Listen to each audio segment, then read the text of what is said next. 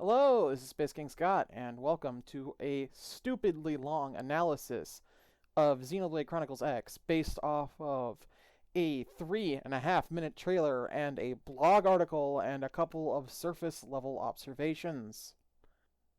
Yeah, I'm I'm I'm I'm just absolutely just completely brain rotted. There's no excusing this. Um I've been waiting a long time for details on this stuff. Anyways, we're going to start off with the reaction and then going to go full in on the analysis. There are going to be massive spoilers throughout the entire duration of the video. You have been warned. Hello, everybody. It's the Space King Scott, and I am very tired. Gonna be recording my reaction to the Xenoblade Definitive trailer. It was uploaded 6 hours ago. Figured I'd record my reaction in case anything noteworthy was within it. Alright, so, without further ado, let's get into things.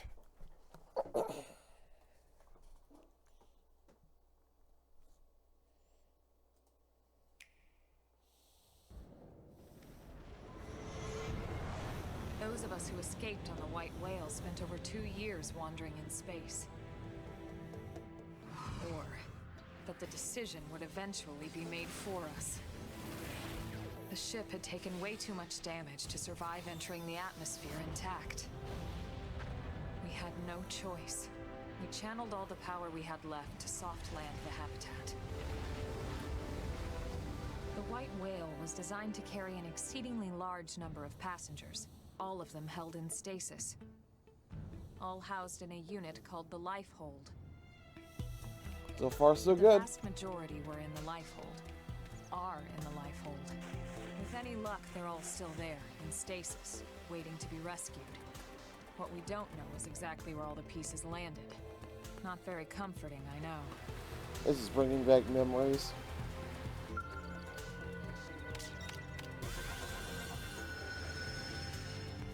That's a change. Yu's eyes been changed? Oh man. Another day, another step. Slowly but surely, How we're changed building is a it? sustainable future for ourselves on this planet. Remember, That the iconic clock is scene. always ticking. We have to find that unit before it's too late. Scale flight module.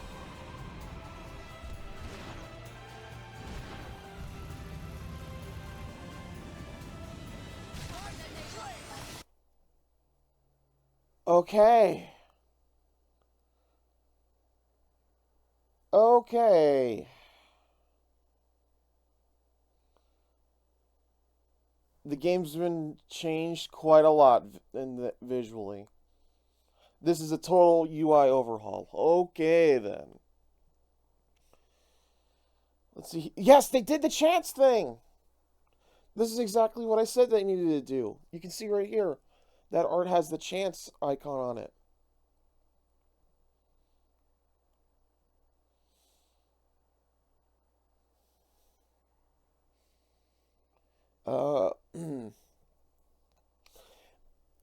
I guess putting up the information for what you're trying to do when you're in overdrive mode is probably an improvement.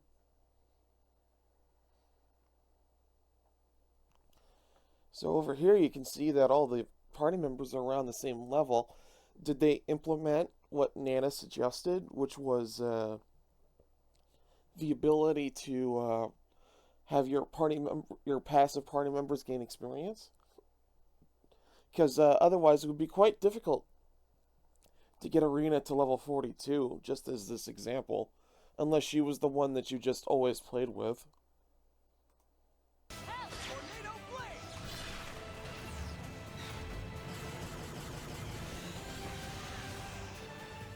Anytime you need a little extra help, That's give new. me a call.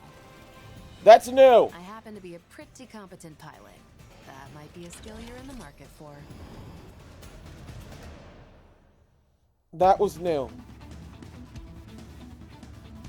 Irina!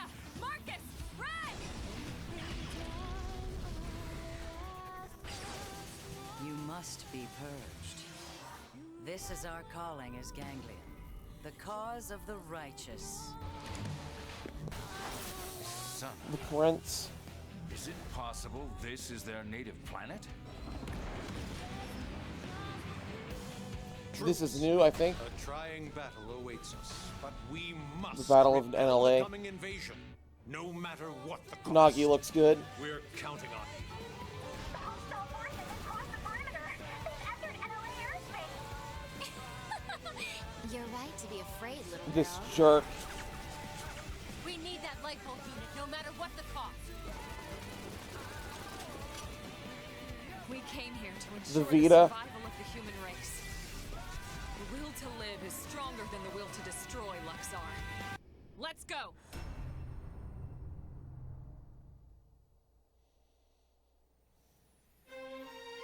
Bro! Still need me. Humanity still needs me.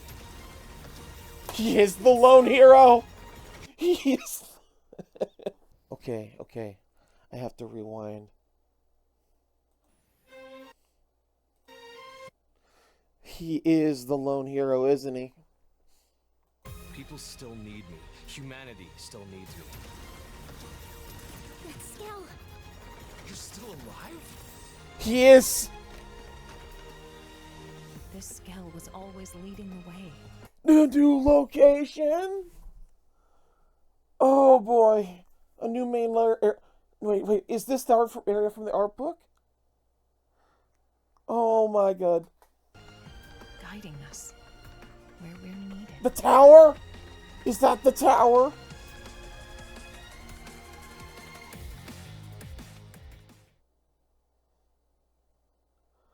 Dude.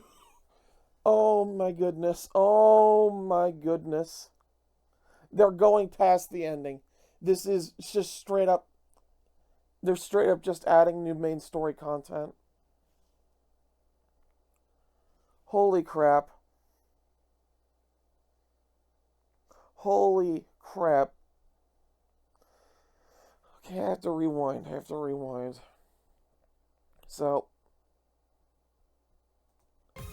So the Black Knight's unmasked and he has like hair like that. He's not an alien. So yeah, I guess he is the lone hero. The one that was from the original plot of the game. Still need me. Humanity still needs me. I think that was Loud talking. Also, this is a new song. Skill. Or there are going to be fights against ghosts. There are going to be fights against ghosts. Oh my goodness. Still alive? This Skell was always leading the way, guiding us where we're needed.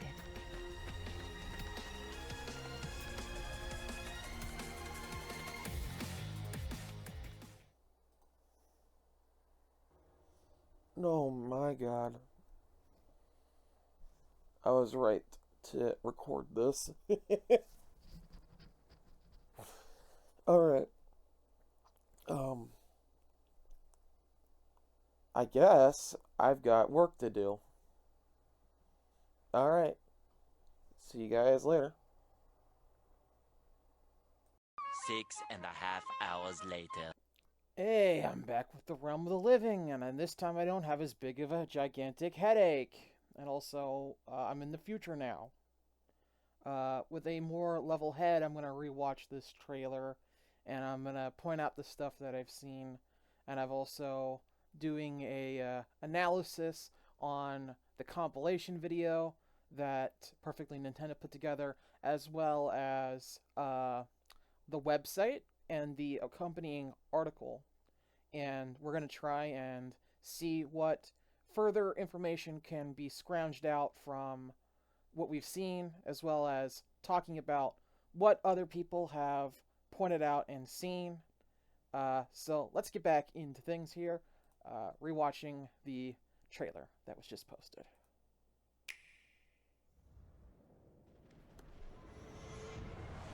Those of us who escaped on the White Whale spent over 2 years wandering in space. This is pretty much identical to how That it the was decision would in eventually the be made original for game. us. The ship had taken By the way, way if it's too not much obvious, this damage to video is survive entering full the spoiler atmosphere mode. I know intact. everything, and I'm going to be talking about everything We throughout. had no choice. So I'm playing. We channeled Well, all the power I'm we going had through this left video to with the soft assumption that land you the know habitat. the story of Xenoblade X. The White Whale was designed to carry an exceedingly large number of passengers, all of them held in stasis. All housed in a unit called the Lifehold. But the vast majority were in the Lifehold. Are in the Lifehold. So, With any looking luck, at they're all this still there. footage of the world and the graphics and all that, it does look like, for the most part, that the world has largely been untouched. And that's fine enough. The world was already HD. It was the first HD Xenoblade game. It doesn't look like a whole lot of things are being majorly touched up. And, it makes sense. Like, this game was already Titanic. If they had to go through and redo all of the graphical assets for the world geometry, that this remaster almost certainly couldn't have been produced under a reasonable estimation of budget. So instead, it looks like they've concentrated their enhancements to the places that matter. So that's like the resolution, that's the character models, that's the lighting, various graphical features, stuff like that, as well as obviously the user interface and other features of that nature. Fine enough. The game already looked pretty. All it really needed was more pixels. Bigger Stasis, resolution. waiting to be rescued. What we don't know is exactly where all the pieces landed. Not very comforting, I know. Now, that's fast. Usually in the original game, when you would do a field action like this, it would take a lot of mashing to make it go through quickly. So this guy could just be a high level, or they could have just decreased the mashing, which makes sense. I mean, it's like a little thing. It doesn't need to feel as tedious as it was in the original game. So this is the map. This map used to be on the gamepad. It's not now. So that does call into question how much have things changed. We do have the hexagonal system intact fully from the original XCX, and it does look like, for the most part, that everything from that system has transitioned over. So the way that it would work in the original game is that every single world tile on this map had activities within that needed to be completed in order to increase your Mira survey rate. And you needed to increase the survey rate in order to progress the main story. This is what you did in the downtime in between. What I am wondering now is the X and Y coordinates are listed, so will this apply to the whole world? If it does, this could make things like somewhat easier trying to get around, like it would in Tears of the Kingdom. In Tears of the Kingdom, you are straight up provided the coordinates by the game so that you know where you're at any given time. This also could coincide with the new continent, which is a continent floating in the sky, as will be discussed later.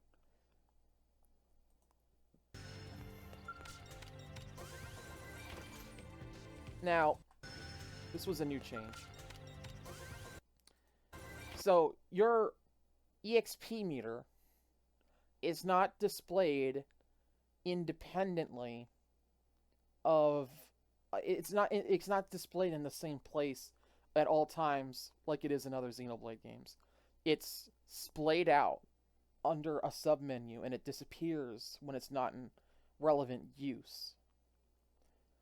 What does seem interesting, though, is that...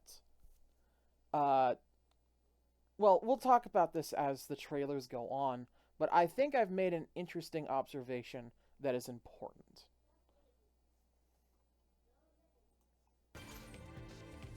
So here's the next important thing. So this is the follow ball. Follow ball was a feature in the original Xenoblade X that when you activated it would show you where you needed to go for the next story objective. Just one problem with that. The follow ball was way faster than you were, would go through geometry, wouldn't take you to where you needed to find specific items for quests, and in addition to that, was just all around horribly implemented. Xenoblade Chronicles 3 innovated on the system by just having what I've jokingly called the Stanley Parable adventure line that would take you throughout. Now, what we can see here is that the quest tracking is just like how it is in Xenoblade 3. So you'll have diamonds that appear that lead you to where it is that you need to go in order to find what you're looking for. In addition to that, the line can just be applied and it would show you exactly where it is you need to go. Even more importantly, so this right here, it's saying achieve all objectives. Gather 3 big flea squashes in Oblivia, alright? So, in these areas, I'm assuming you have to fight enemies to get this. So, getting this, it'll be marked on the compass where it is you need to go in order to get these items. And that's important because XCX original did not have any feature like that. It was a one and done straight quest. So that's interesting. That suggests that they have implemented the 1DE system as well as elements of the 3 tracking system. And if all of the above are included, that basically just means that we now have what will probably be the best tracking for any game in the Xenoblade series. Another day, another step. Slowly but surely, we're building a sustainable future for ourselves on this planet. Remember, the clock is always ticking. We have to find that unit before it's too late.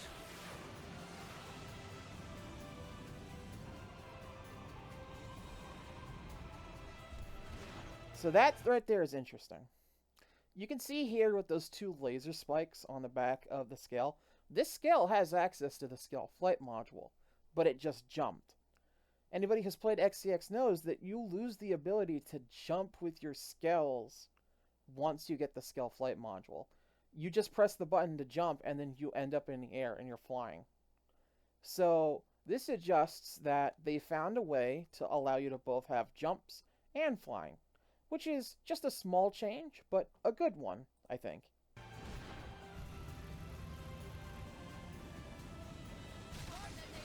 Alright, so this is where things get really crazy with all the changes and stuff. So, they are fighting a Sinicula, and it's very interesting to note that Irina in this footage is the same level as the rest of the party, with Lyn being the only one that's a little bit different.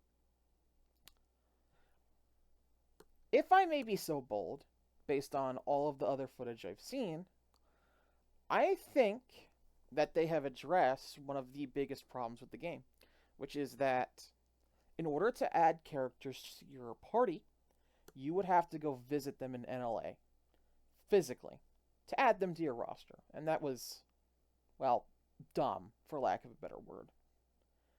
Also, characters who weren't in your party didn't gain experience points, meaning that you could be in a circumstance where you want to progress, say, an affinity mission with Dog, but because Dog is now like 7 levels below the rest of the party, it's a major pain in the butt in order to get him to where he needs to be, because, you know, you can't reasonably progress affinity without uh, that character being in the party and gaining affinity points through combat and all that sort of stuff. The fact that there was no EXP share basically created a circumstance where, outside of having a couple of pet characters that you really liked around to be your fourth player slot, there was no real reason to use anyone else besides someone as player 4, unless you wanted to do the affinity missions. This is a problem because basically it's within those affinity missions that the lion's share of the game experience and story actually rests, at least the original story. Xenoblade X is a character study on its cast, and you get more information about them and learn more about them throughout these quests that are associated with them. And without a system to keep them, viable, that was a major problem. So throughout this footage, the lowest level deficit that I've seen is 2. If that is in fact the case, I think what they have done is that they have implemented a system similar to how it works in Xenoblade 1. In Xenoblade Chronicles 1, your active 3 playable characters gain max XP, which is the max drop from what you get out of a fight. But characters who are in reserve gain half EXP. I thought that was fair, because in Xenoblade 1, the biggest level difference that you're going to see is something like maybe 2 levels. Maybe 3 if you got really unlucky. Another option and route that they could definitely take would be the bonus EXP system. In 1DE, they basically separated EXP that you gain from quests into a separate a separate amount that you could then cash in at times. So in order to prevent yourself from getting too over-leveled by doing side quests, you could just choose not to cash in your bonus EXP. And if bonus EXP is implied unilaterally, that could mean that you could use your bonus EXP if there was only, say, half given to non-active party members. You could use your bonus EXP that would be banked in order to instantly catch up, for example, in this case, Arena, to where she needs to be. So, maybe in reserve, she was level 39, but then you used some bonus EXP, and she caught up to the party instantly. That would be a really, really good way to address these problems and make it so that you actually want to use other party members. That is the first thing of discussion here. Next up is this, which is that the user interface has been cleaned up. It looks a lot more legible. The numbers are nice and big, and so are the names.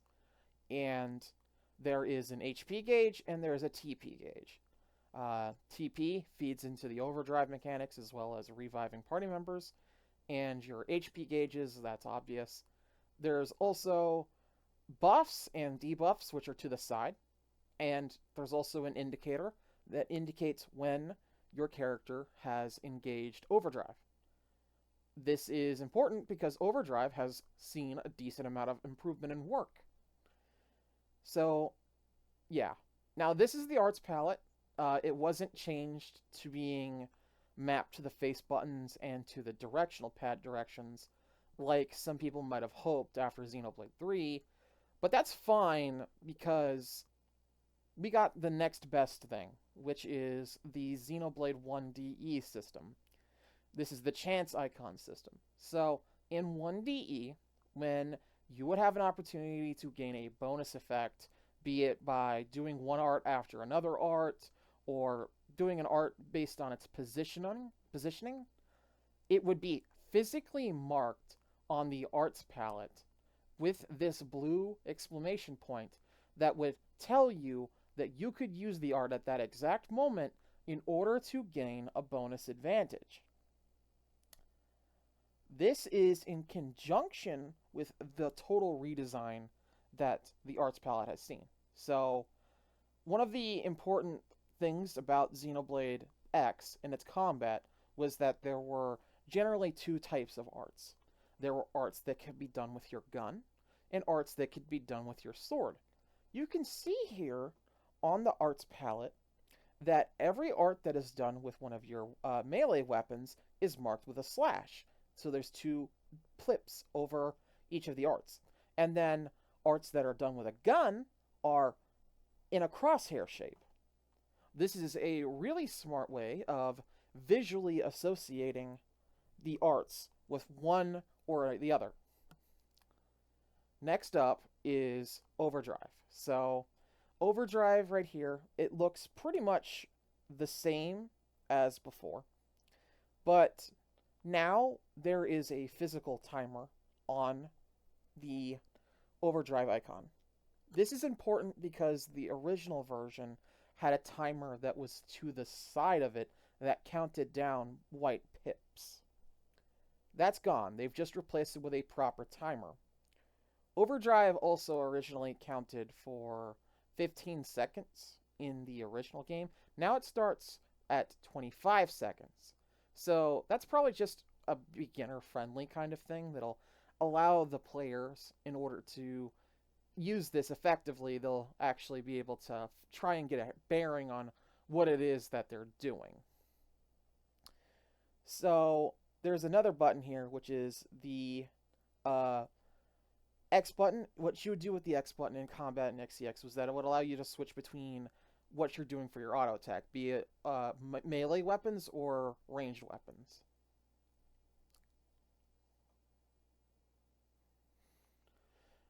It does look pretty much the same. So you have arts, they have singular charges, and then they have secondary charges, and then in overdrive they have tertiary charges, which will increase the damage done the longer that arts were spent charging up. And it also does look like, in order to visually associate the arts with their corresponding effects, there is a secondary small orb that is attached, which will tell you what it is that you need while you're in overdrive. So, for example here, this is a TP art. It's marked with a clock with two arrows. That's a very quick and easy way of explaining to the player that they only need to press this, and what that will do is that it will have the main effect, which is deals... and that's Tornado Blade, excuse me. This art's different. This is an aura. But anyways, so with that marker, that'll basically increase the timer, which is what you need to do in order to get more overdrive time. It does look like the HP bar is, it's as simplistic as they could make it. And we can see that body part targeting does seem to return with their own HP bars. This was an important element of the combat because destroying enemy parts was what would allow you to get different items as drops in the combat system. So, yeah, I mean, that's like one of the things that makes XCX combat distinguished from the rest of the series. Now, here is the big elephant in the room that I have been avoiding this entire time, which is a guidance system for what you need to do with overdrive. So, basically what this is that it's telling you how you could link colors of arts into other arts in order to get special bonuses to keep overdrive going. So, a green art followed by a yellow, red, or blue art will double the overdrive count. A purple art followed by a blue, yellow, or purple art will do appendage damage. If you do a blue art and then a green art, you will get HP recovery. Do a blue art then a purple art, and you get debuff time up. Do three physical arts in a row, you get EXP up. do 3 ranged arts in a row, you get class EXP up. And then we can see here that this is seemingly a listing of all of the bonuses that this person has collected off of this overdrive at this point in time. So in order to get EXP up, he's done just multiple spammings of 3 orange arts in a row. So he's got his EXP multiplier up to 50%. Now, I know that EXP was a thing that you could get out of overdrive bonuses before, but I think they might have increased the frequency of these, which is very important because Xenoblade 2 and then 3, as well as their DLCs, all had mechanics within the combat system that were baked within the combat system that would allow you to gain a lot of experience points off of a battle without doing a whole lot of effort, to be honest. You could just abuse the overkill system in order to get massive EXP bonuses that would always keep you within the bounds of where the game expects you to be in terms of EXP. Unfortunately, there is no chain attack within Xenoblade X, which is kind of weird because chain attack is like the central mechanic that keeps the Xenoblade games like combat system, regardless of how much things change, their identity was maintained by the fact that there was the chain attack system, but that's gone now. So in its absence, it seems as though overdrive might be being used in order to bridge that gap. And it's also probably likely that this like listing of effects will scroll up as you get more effects. So like you get this class EXP up art. So you do 3 yellow arts in a row, you get a class EXP up.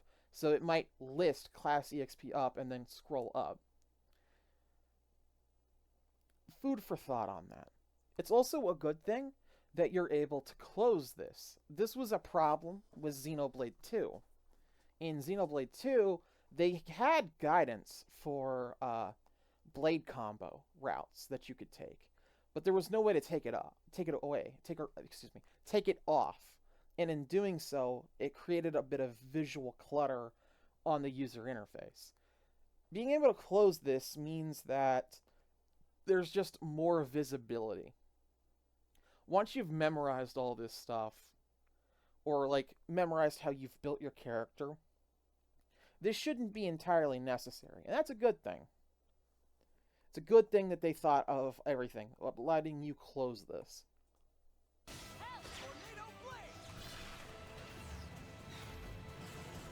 So, here's another change. So, debuffs are now just directly underneath the enemy. Same for buffs. That's a good thing. So, chance time also... I said chance time. It's not Mario Party.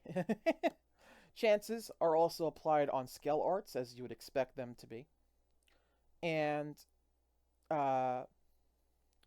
what's interesting is that there's no compass in any of this gameplay footage.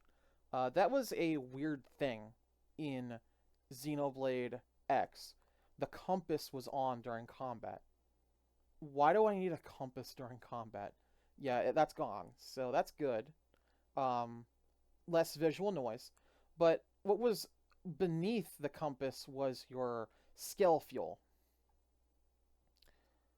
With skill fuel not being listed, I do wonder how they're going to convey that to the player. There is a gas tank indicator here for your skells. So perhaps there's a button or something that you could easily press in order to get the information you're looking for on skells. This is new. This is completely new. This is the first instance of completely new story stuff in the trailer, and I know what this is. If you had read the secret file, you would have seen this artwork before. This is the skell that, well, at least seemingly belonged to the Black Knight. But this trailer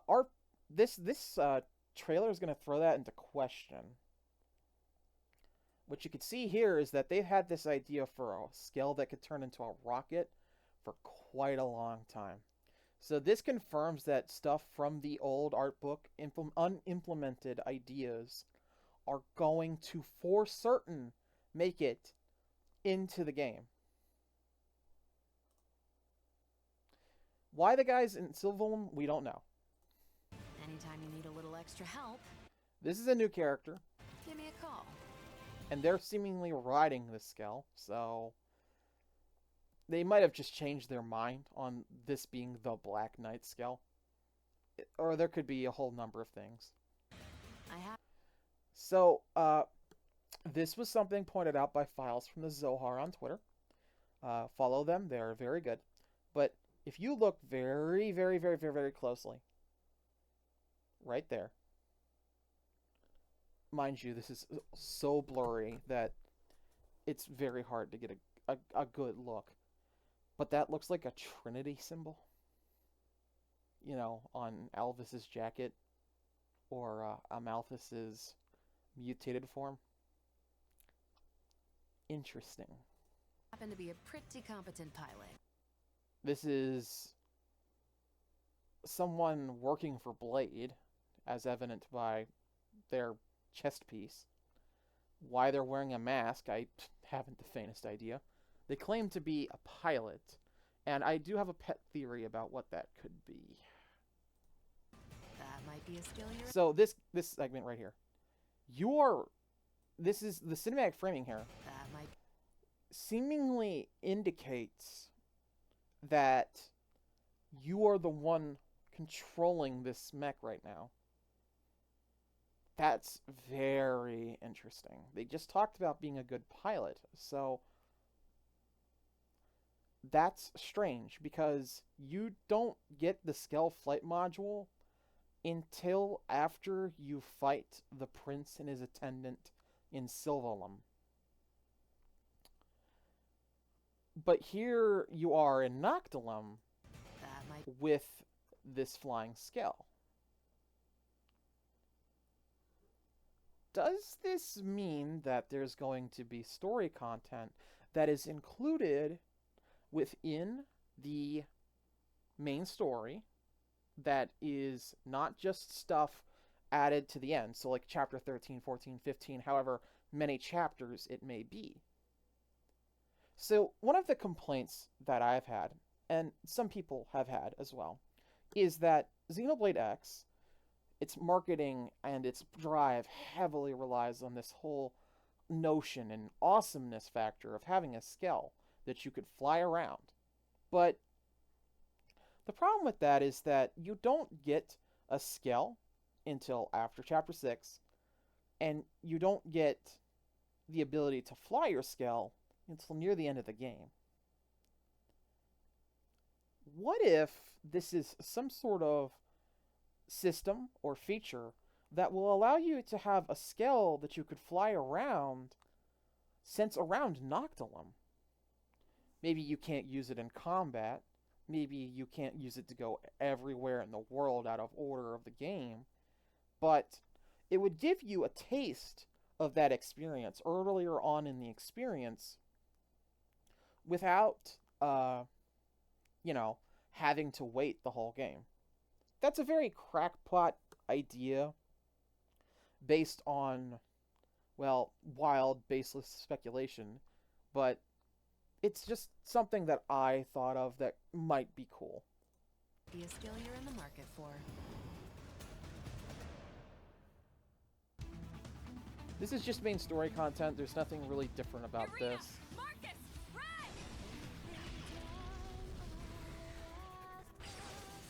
You must be purged. This is our calling as Ganglion. So her models had a bit of a touch up. She looks kind of shiny or slimy, I guess, which is fitting given that she's a very, very strange creature. Cause of the righteous. The Rothians look almost identical. That basically checks out. I mean, their models were already among the highest quality models in the game. They didn't really need to be changed. Like, most alien life forms already looked great. It's mostly the humans that kind of looked cursed. This is their native planet? This is new. Or seemingly new. This is not a new character in the sense that it's not new if you know the deep lore of Xenoblade X, but it is new in this experience. So they were in the art book again, and unfortunately I don't have a picture on hand, and their design has changed a lot. But basically, this character seems to be of the clue, like Celica, and they were included in the art book. So again, incorporating stuff from the XCX secret file that was never properly implemented into Xenoblade X's main experience. So this is how it is that we're going to get this. It's stuff like this, how it is that we're going to get to a more fleshed out, comprehensive, complete feeling storyline.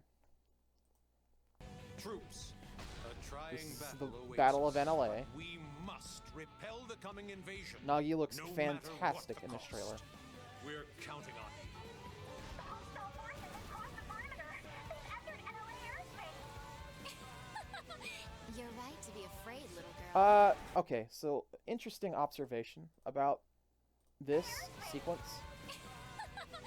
You're right to be afraid. Someone on Reddit did a comparison of this shot against the shot on the Wii U version, and the Wii U version was kind of hilariously cleaner looking.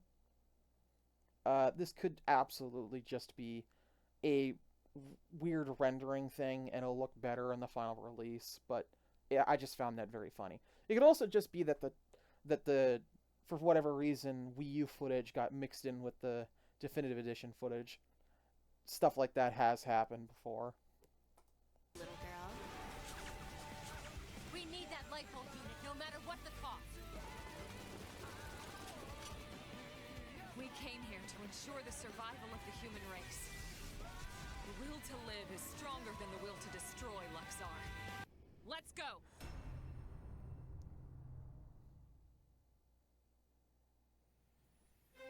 Alright, this is where things start going completely off the rail. This is straight up the continuation of the final cutscene in the game.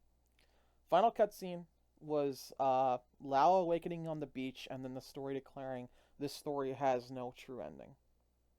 So, we're going beyond that. The story is going to truly end this time. Or at least get to a point where it can more properly be expanded on for sequels. So, first things first, the Black Knight has been unmasked, and we can see that he is in fact human. This pretty definitively disqualifies any theories that suggested that the Black Knight was a member of the Ganglion, or perhaps a Cimmerian or a ghost. The Black Knight is, in fact, almost certainly a human being. And with that in mind, there's only one good pick for who this person can be. And that is, of course, the Lost Hero. You see, in the opening of Xenoblade Chronicles X, it explains that they were pursued by aliens. We see that the aliens in question were the ghosts who attacked the White Whale as it was drifting along the Dark Matter Sea. And it was that sacrifice of that hero who saved the day. But they were left presumed dead, as per the lyrics of In the Forest. The lyrics of In the Forest explain from Elma's perspective the last time that she saw his face. If that is to be believed, that means he has died. And if he has died, much like how Lao has died, this suggests that the Lifehold has somehow or another maintained its primary functionality. That being to regenerate human beings into flesh and blood bodies after their Mimiazone had been destroyed. The big question mark, however, is in relation to the final cliffhanger of the game. The final major cliffhanger was that the database was destroyed. If the database was destroyed, then how are they all alive? Elma posits that it's something about the planet. What is that something? Well, I guess we'll just have to play to find out. But I think that it's very clear here that Lao exists now in a flesh and blood body. That's pretty obvious to me. People still need me. Humanity still needs me. You can barely make out some details about his face. By the way, this is a brand new song by Hiroyuki Sawano, and I want it because it sounds good. Well, I'm assuming it's Sawano. It could be Sawano's disciple, who did a decent amount of the back half of the Attack on Titan Season 4 and onwards soundtrack.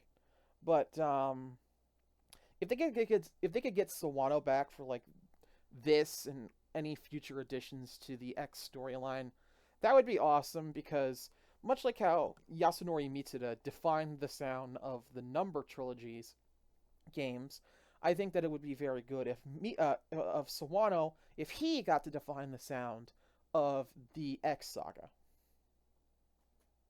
People still. So he looks over at Lao, and then he. By the way, we hear Lao. He says, "People still need me." So it sounds as though Lao has made a decision. He has made the decision that he is going to continue to fight. He's going to continue to be there on Mira for people because they still need him.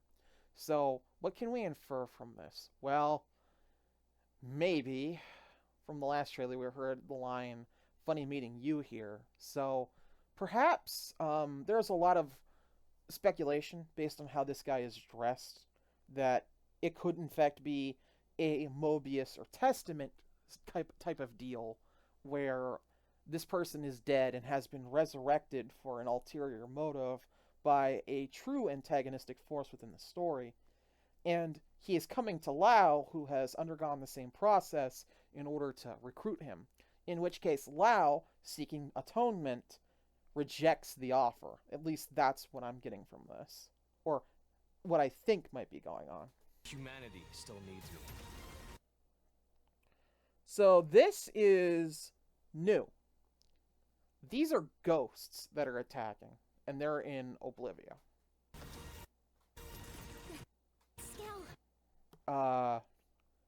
So this is very, very, very, very, very, very interesting, because the ghosts, as far as we're aware, never were fightable in the main game. The ghosts, you had to go out of your way to even find out anything about the ghosts. They're only talked about in the secret file, and we see concept art of them.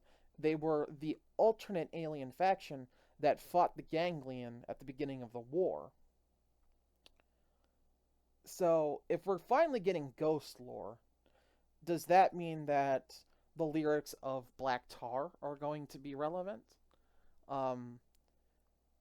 For those who are uninitiated, Black Tar's lyrics contain lore. A lot of the combat lyrics in this game contain lore. And what Black Tar seems to be describing is the process under which a person will be possessed by, well, Black Tar in order to then be converted into an enemy. So this kind of suggests that the name ghosts are literal, that they might literally be ghosts or some sort of parasitic organism or something along those lines that could revive dead hosts for the purpose of adding them to their army, which is extremely morbid and the exact type of plot point that this series would pursue. That skell. So this is where things get completely crazy. That is a Ares mech, but not just any Ares mech. That Ares looks somewhat interesting. You could see what appear to be Ouroboros or Mobius cores inside of it. And that is an extremely confusing implication. We saw the basic armor of this skell in the secret file art, and it looked like we saw it without its outside armor on. It looks identical to an Ouroboros. So that leads us to one question. Did Xenoblade 3 simply reheat the leftovers? Or is there some sort of deeper connection? The design is also vaguely, or actually not even vaguely, pretty similar to what we see out of ghost mechs. We can see that these ghosts also have cores. So that's interesting because their mothership also looks like Origin. So we have a chicken and the egg dilemma here. Did Xenoblade X have a plan that involved this kind of technology and Xenoblade 3 simply reused it? Or is this part of an overarching plan that would link Xenoblade 3 somehow or another to Xenoblade X? The alternate version is that this means nothing and that this is just a visual that isn't supposed to be taken literally or importantly, but, well, considering that this series is, in fact, this series, I personally find that hard to believe. You're still alive? He is still alive. Alright, so this is the main party. I think that's Gwen, that's Arena, that's Elma, that's Lynn, that's Doug, that's Elle, and that's probably Cross there. This is Lao. I'm pretty sure this is Lao, because it looks almost exactly like his armor. He had his helmet on, so he removed his helmet, and they said he's still alive. It's because he's presenting himself to them the first time to reveal that he is actually alive.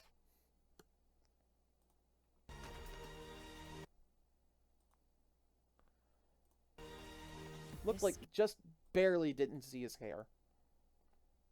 Alright, so this is interesting.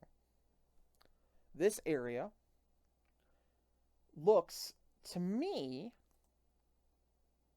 like another important visual from the secret file.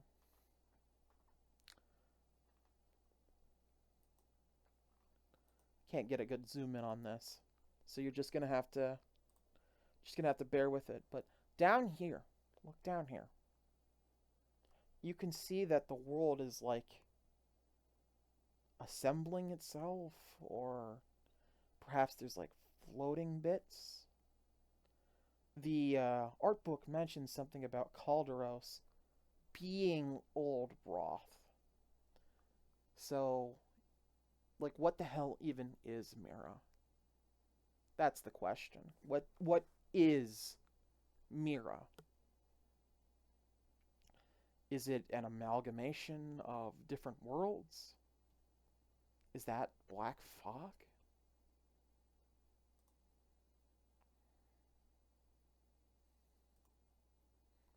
Hell was always leading the way. So here she says the scale was leading us the way. So this is a floating continent, which is talked about in the blog article. An entirely new continent in the sky that has crazy implications. And again, she mentions that the skell was leading us here. So, does that skell, if I'm right, and you're able to use it earlier in the game, is there like some sort of linking thread here about how the white skell at the samurai sword that turns into a rocket is the means by which you get here? So you have to, like, after you beat the game, the main story, first 12 chapters, you get in that skell, and then you go up in the sky, and you find this place. Which is so, so very strange. Guiding. There seem to be spires spread throughout the location. And that's very interesting. That reminds me of the machinery that you could find throughout. In the last frame,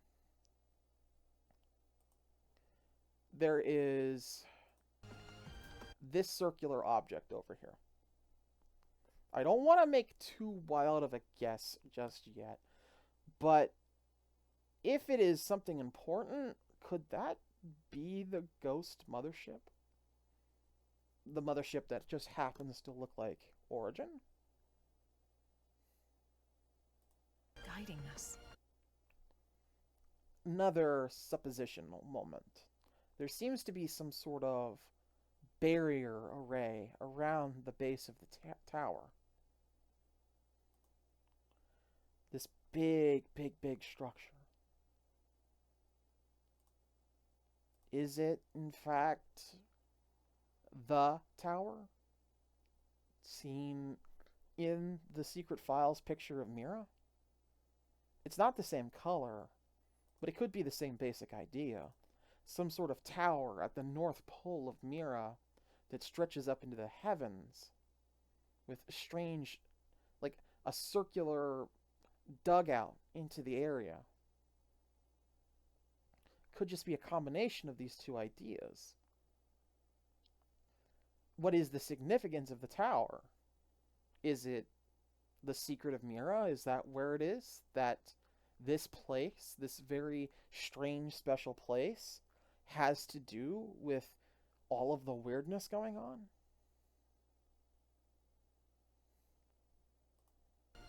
Where we're needed.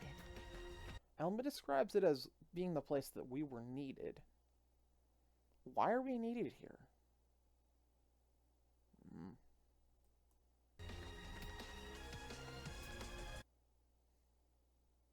Tatsu joins us for this adventure, and considering how this has been structured thus far, I'm pretty dang sure that this isn't some sort of epilogue DLC. I think that this is just straight up continuing on from where the final chapter ends off in the original Xenoblade X. Xenoblade X, the original game, ends at chapter 12. And we'll see from footage going on in the future that the level cap has been removed. Xenoblade Chronicles X was always kind of like an MMO. It had an MMO-esque level cap at 60. It had MMO-esque elements with the ability to work with other players. It had an MMO-like combat system. It even had an MMO-like story where the initial story felt kind of generic or undercooked. And the reason for that is because it was always prime for expansion. Well, we see in this expansion that the level cap's been removed, or at least heightened, and we see a new area. This is just how it would be if this game were an MMO and were successful on the Wii U. They could have just released DLCs to keep adding on to Xenoblade Chronicles X, and a yearly or bi-yearly arrangement were the Wii U successful enough to justify that.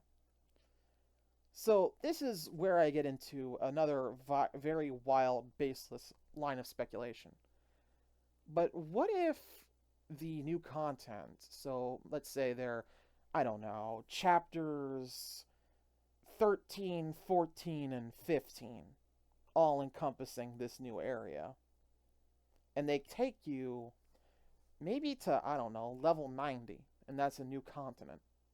What if they could just then do a DLC in a year or two, which adds yet another continent and increases the level cap further?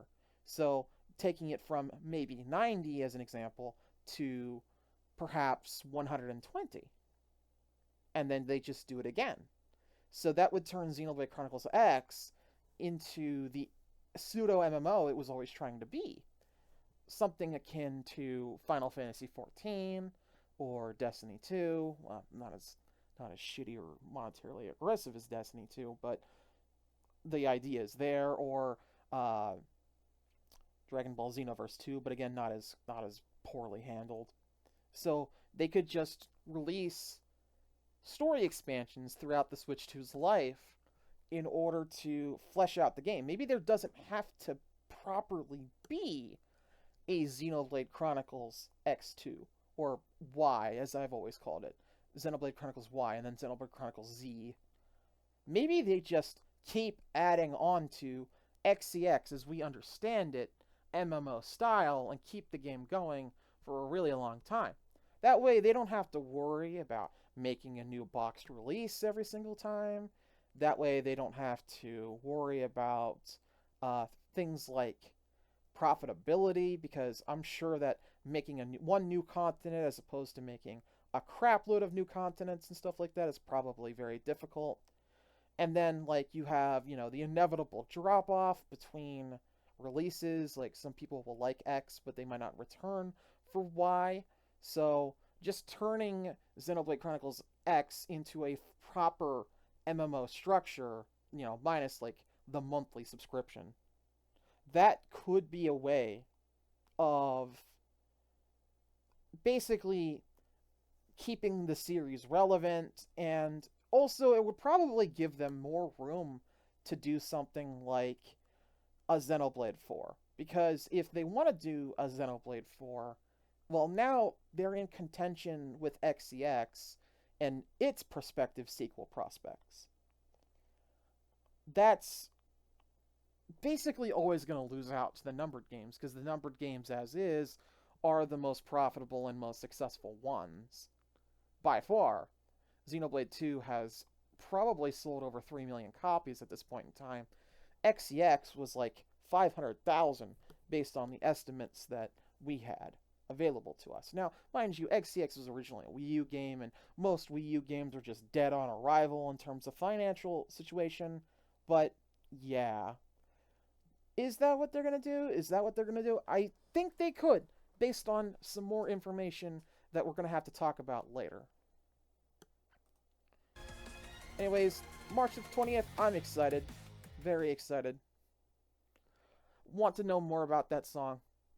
Please, I am begging you.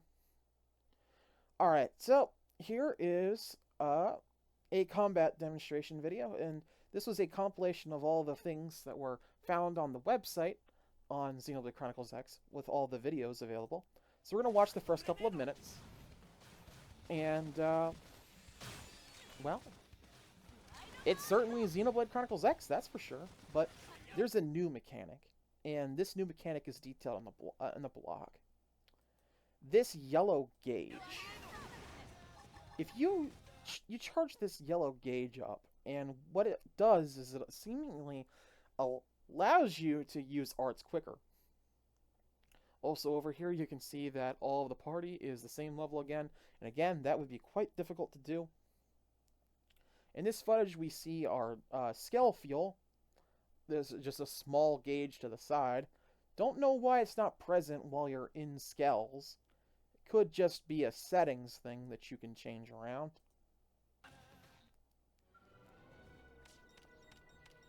So this Frontier Nav goes a lot slower, so maybe it was just a high mechanical level earlier. Hard to say.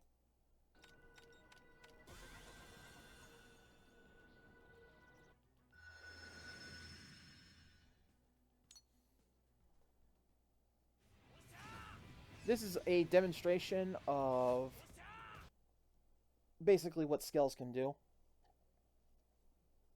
An extremely interesting observation here is that right there you can see that the player is level 83. That suggests to me that at bare minimum the level cap is 90. Because, why do I say 90 by the way? Well, I say 90 because in the previous release, Xenoblade X Original, there was a skell called Ares 90. It was the strongest skell that you could build in the game. So, it's basically like the idea of a skell going beyond the level cap, like a level 90 skell. That's what I was thinking. But I could be wrong. They could absolutely go to 99 or 100, but we'll just have to wait and see on that.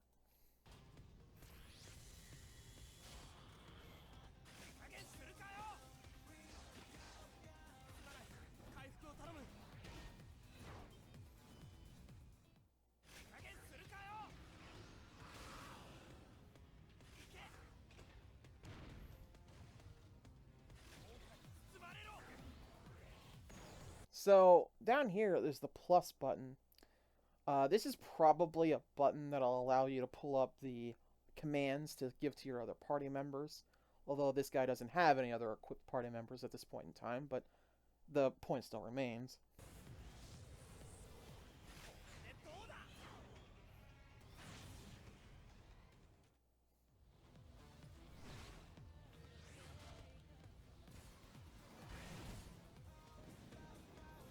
Getting this footage must have sucked, only having one art equipped.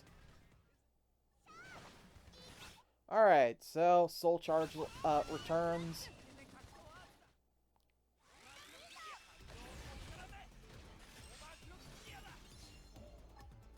We can also see that soul voices are basically the same and unaffected, so... Yeah, the basic idea still returns. Use the corresponding color art to get HP charges off of your potential. There was some concern by people on Twitter that they might have nerfed green art's effect, but you can see right here that he uses a green art. It takes a second to get a boost, but it does get a boost, so that's still in play.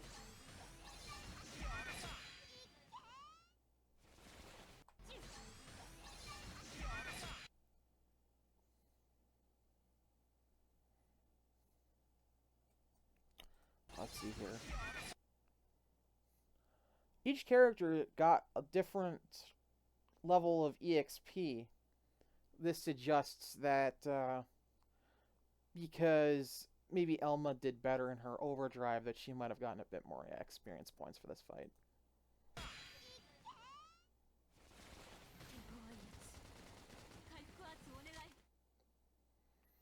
Always listen to the commands of your party members. That was good. That was right there. That was a difference. You can now collect items while in battle. That wasn't a thing in this series until Xenoblade 3. Now it's in this game. Good. This should have never. You should never go back, because sometimes you'll trying to collect one item and then you get attacked and you might die, so you could just get screwed over.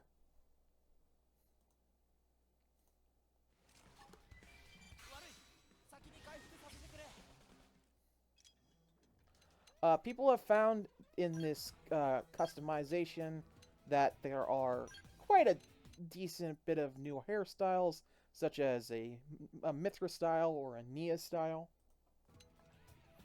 Hope it's more than just the girls that get new hairstyles. I definitely think the guys should get some cool new looks as well. Face paint, that's a new thing. One thing I noticed was this freaking Minato tattoo right on his forehead. That's a bit silly. There's also a Nia face painting thing.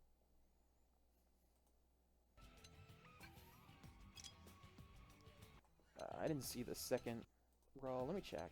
Let's see here. The second row is nowhere near as cool. I might do that one red look. I'm not sure.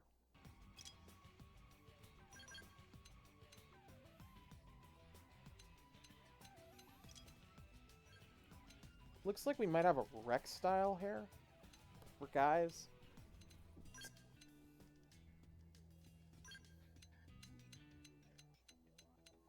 User interface has been completely redesigned for this.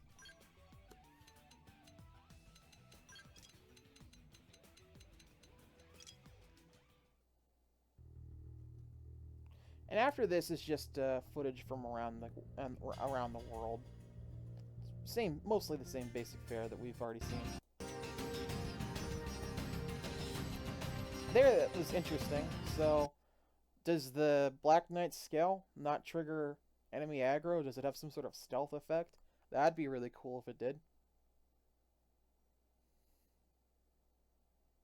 Again, with the dog being the correct level as the party, that's really cool.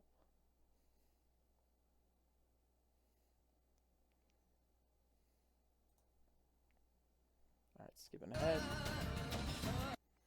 More footage of the fight with the Milosaur. Milosaurs are extremely deadly. Do not fight them haphazardly. You will die.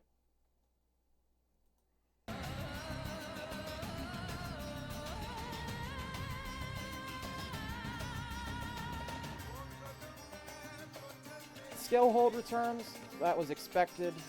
Although what's cool about this is that I think that's a gauge right there that will show you how much damage you managed to do to the enemy while they were defenseless. That's really cool.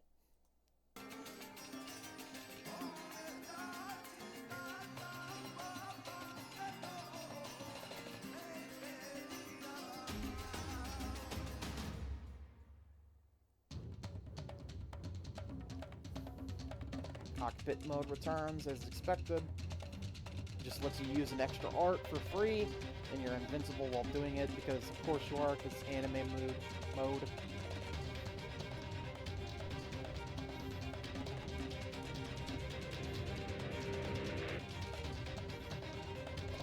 This would be cool if you could customize the color of your flight stuff. Alright, I'll skip ahead.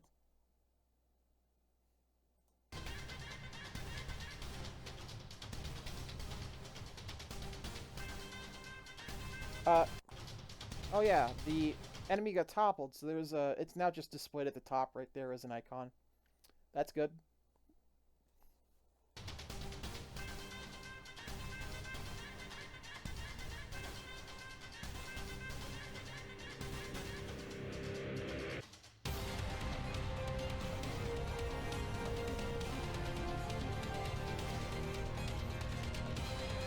Using that meter will let you get arcs out faster. That's interesting. Correct level sync again. Gwyn's the right party level. I don't think this is just a demonstration thing. I think that this is deliberate, and that this is to inform us of that. Alright, this is like the only time there's a little bit of a level difference. One of the very few times, like, one level off.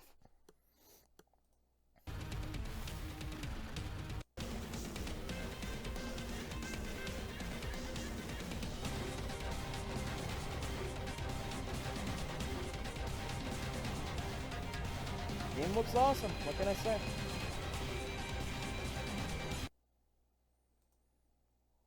So this is a new piece of promo art. This is on the blog. We get a very good look at the samurai rocket scale. This is very, very good art. So we get into a bunch of information that we could largely expect. Get screenshots, videos, that sort of stuff. Explain here that the navigation ball is better. All of this is Google translated, by the way. It's going to be a little bit garbled. It's a feature that shows you the destination when accepting a quest. This game also shows the location of items needed to clear the quest. Thank the Lord. New elements to help in battle. During your exploitation, battles will occur in this work. Quick recast has been added, which can shorten the waiting time for arts.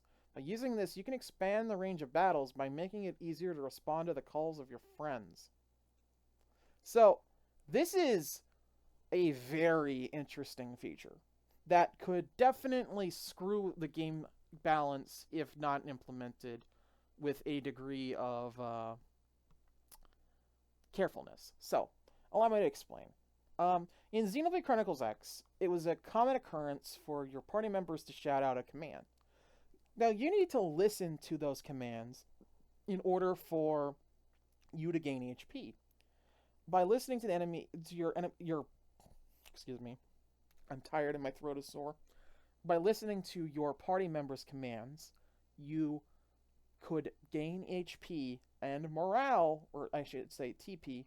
It's not like, it doesn't work like tension does in Xenoblade 1 entirely, but it's the same basic principle.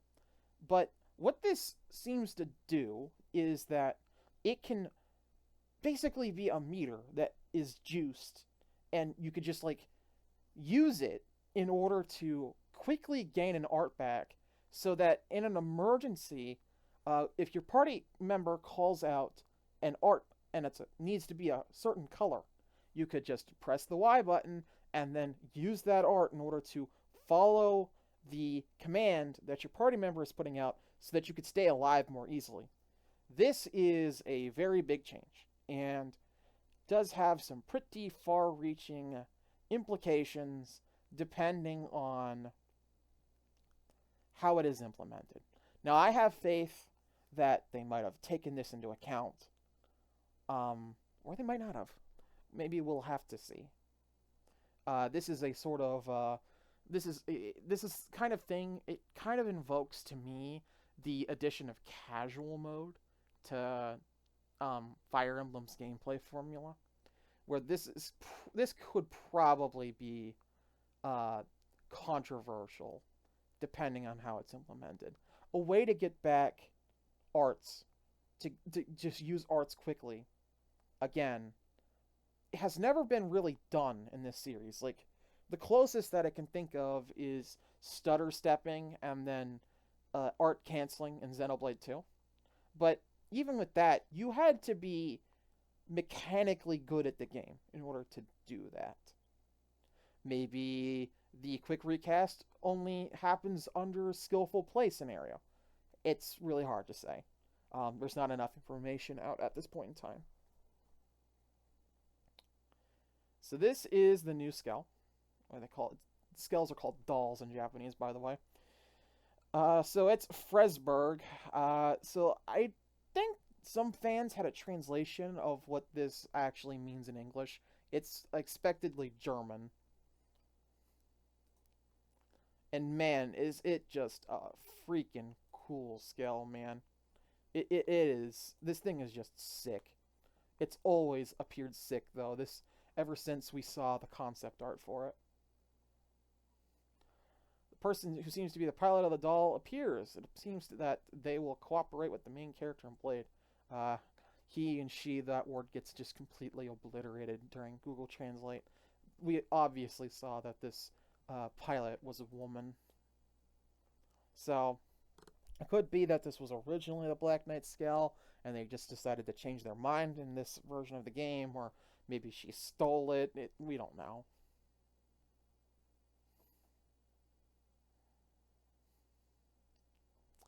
New character, Neil Nell. This is this character's name, and well, they're lying. They're not entirely new. They're new for people who didn't read the art book. Yeah, I think their name was actually mentioned in the art book too. So this is how it is that we were able to 100% confirm that this is in fact the same character. At the end of the video, a new cut to an additional story. The additional story is also shown. Apparently, the new field, floating continent you can head to. What on earth is waiting for the main characters? So the additional story, the way this is worded, it's kind of vague. So is this like additional story, as in this will be a campaign, like Future Connected, that is shaved off and only accessible once you beat the game? Or is this like what I'm personally hoping for, chapter 13, 14, 15, 16, however long is necessary in order to get the point across? We will have to see.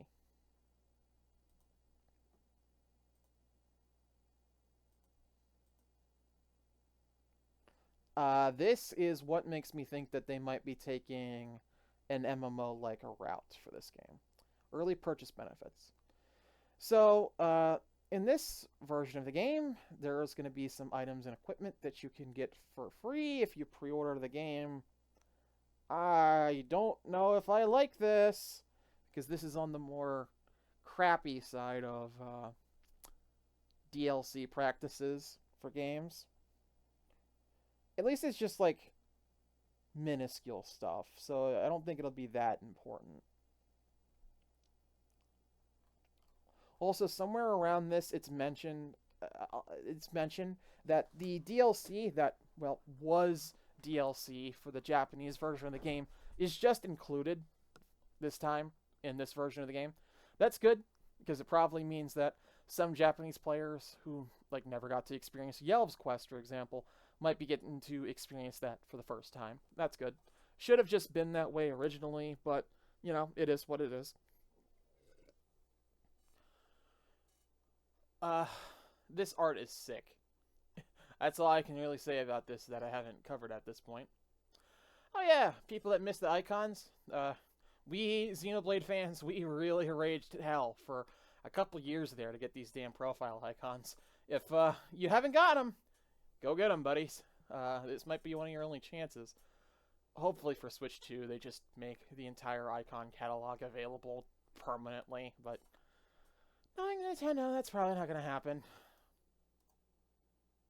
So here's the Japanese website. And it's kind of reminiscent of the original website from way, way back in the day. Because on that website, they had the music. Although they don't repeat the mistake of having the final battle theme in the selectable options for the music. We've already seen these videos. They were compiled by the cool guy.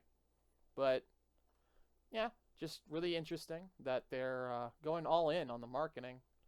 You know, they're definitely doing the best they can in order to, you know, make the people aware that it's all there and accounted for.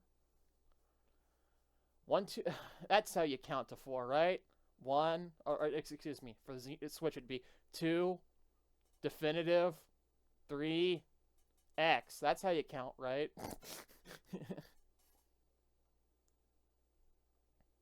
Coming soon.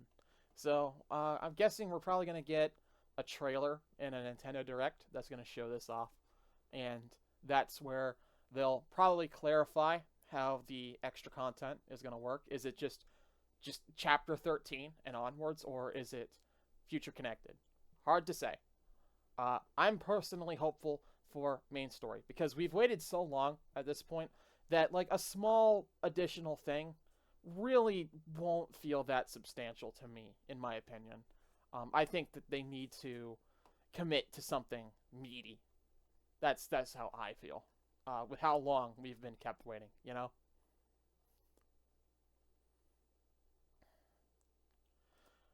Here we have some graphics comparisons.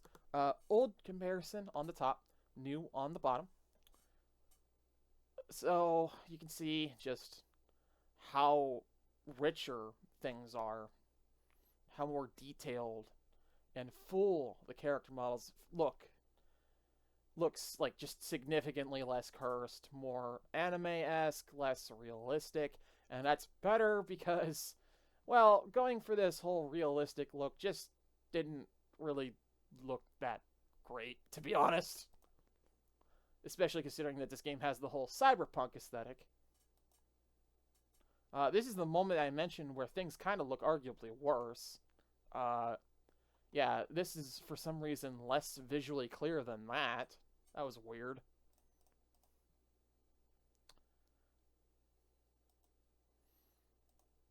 There's other stuff people have posted on the Reddit, but in large part, it's what you'd expect.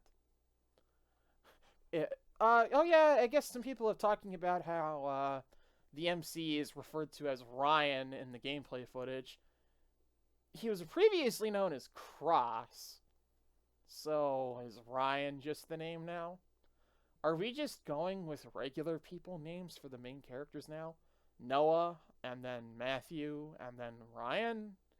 Is that what we're doing now? Are we moving around away from the fantasy names? That's a consideration, I guess.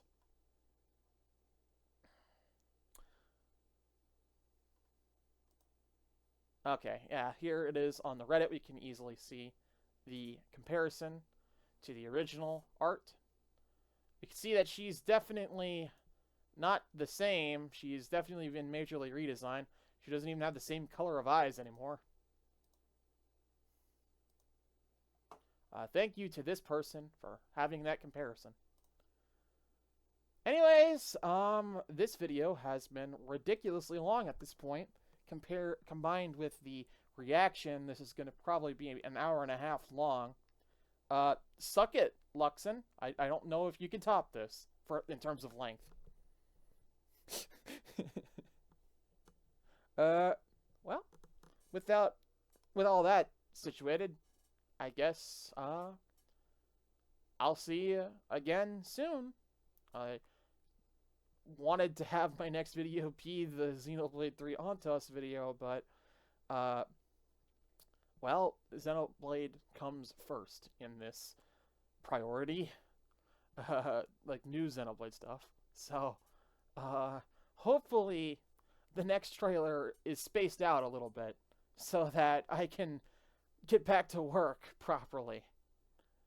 Beyond that, thank you for joining me and listening to me for an hour and a half. If you did, have a good evening, and I'm really looking forward to the game. Hope you guys have a great time with it. Those of you who are going to be joining for the first time, you're certainly going to have a better experience than I did. I'm a little bit envious in some respects. Yeah, you guys didn't have to suffer through 10 years of not knowing what the hell was going on in terms of the story, and also 10 years of bad user experience. Well, I'm not actually salty though. I really wanted this game to be the best that it possibly can be, and to their credit, Monolith Soft is making good on their promises. They basically nailed out over the course of the Switch generation how to make a game like this and make it good. And like, yeah, it's probably one of the best franchises on the Switch, if not the best, in terms of quality over releases. So I guess that's all I really have to say about that. Thank you. See you next time. Bye-bye.